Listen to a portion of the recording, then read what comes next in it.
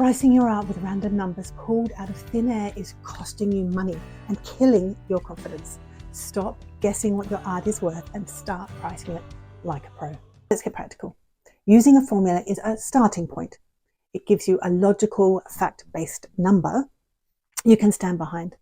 Let's break down the two most effective formulas. Formula 1, the cost plus pricing model.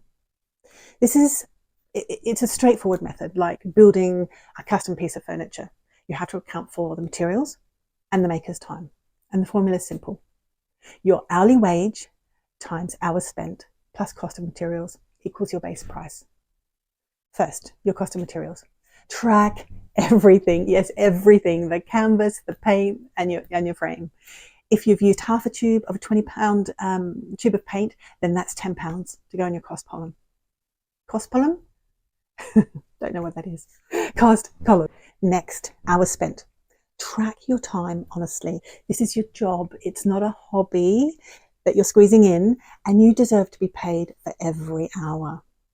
And finally, your hourly wage. This isn't a random number that you pull out of the ether. Research what other skilled trades in your area make. That's a starting point.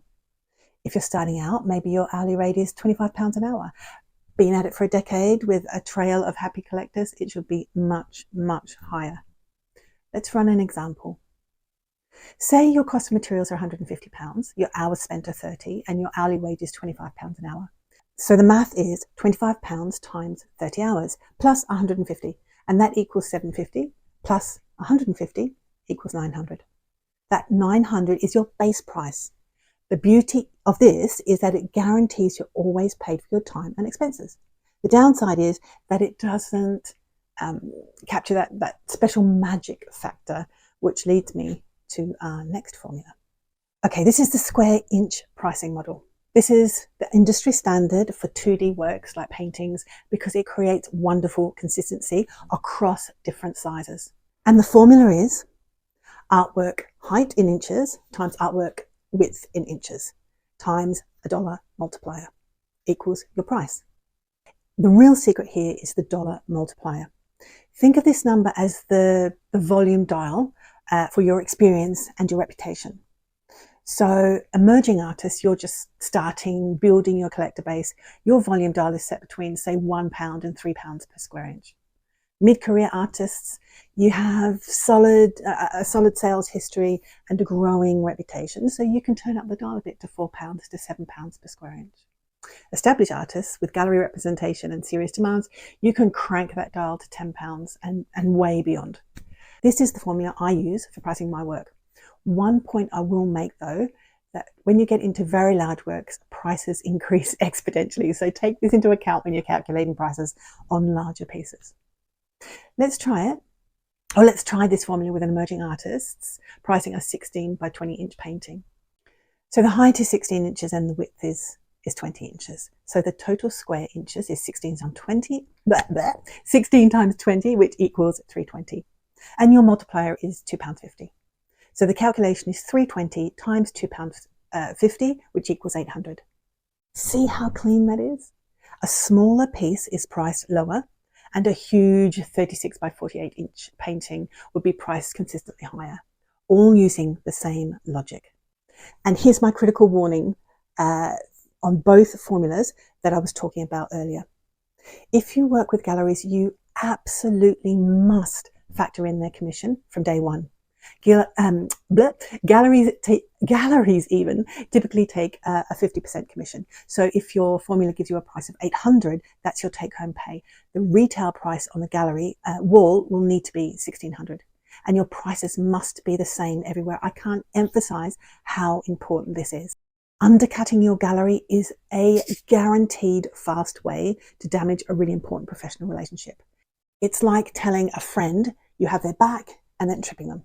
It's just not a good look, and you will lose that relationship and word will spread, and you'll find you have a lot of difficulty getting more representation. So never undercut your gallery. You need to understand how important our mindset is when pricing. You're not pricing the emotion.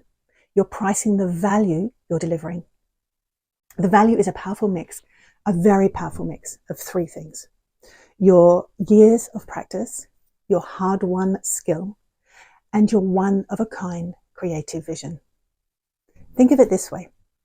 I used to be a professional chef way back in the day, and I didn't just charge for the cost of, say, tomatoes for a dish. I charged for my training, the years in a high-pressure kitchen, and my skill in crafting a wonderful dish. Your art is no different. We have to stop seeing the price as a measure of our self-worth and start seeing it as a fair exchange for the skill and the time we've packed into a physical object. The important takeaway here is pro artists have consistent prices for a reason. It builds trust and signals you're a serious professional.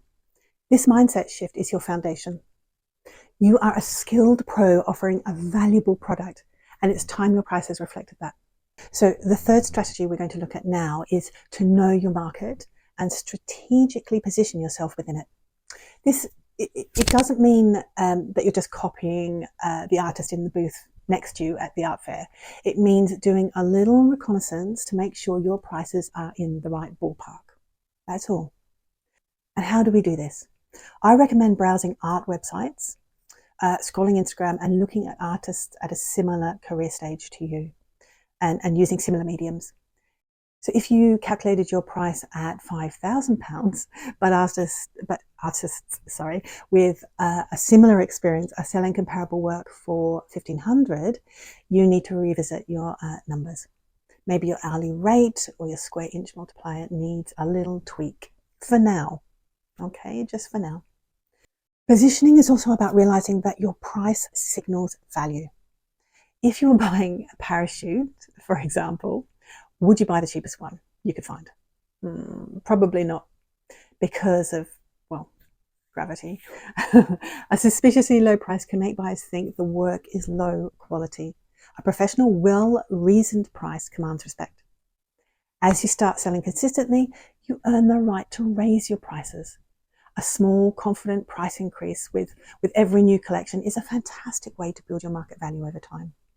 And don't forget, don't be afraid to state your prices clearly. Hiding it just makes everyone feel awkward. Strategy 4, and this is all about packaging and your tiered offerings. A truly pro pricing strategy isn't just about selling one-off originals. It's about building a whole creative business that lets people connect with your art at different price points. And I've talked about this before in my pricing videos. It's about being generous with your work.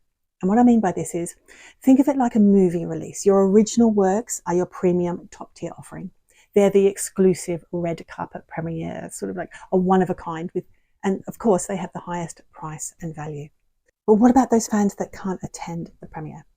For them, you create mid-tier products like limited edition prints. These are like seeing the movie in a fantastic theatre a week later. A high quality signed Giclée print, maybe with some original marks as well, might sell for, say, £200. A fraction of the original's cost, but because they're limited, they feel special and collectible. So they're very saleable. Then you have your entry level tier. This is like being able to stream the movie at home or buy the poster. They are accessible, lovely products like open edition prints, postcards, or tote bags for maybe £25. They are a gateway for new fans to become collectors. Someone might buy a postcard today, save up for a print next year, and in 5 years, they might be the one joyfully buying an original. Can you see how this works? This tiered approach gives you multiple streams of income and builds a wonderfully loyal community around your art. I know this can feel like a lot to juggle.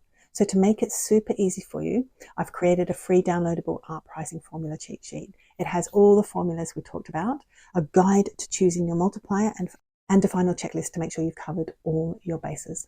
The link is right there in the description below. Go grab your copy. Pour yourself a cup of tea and let's get your pricing done.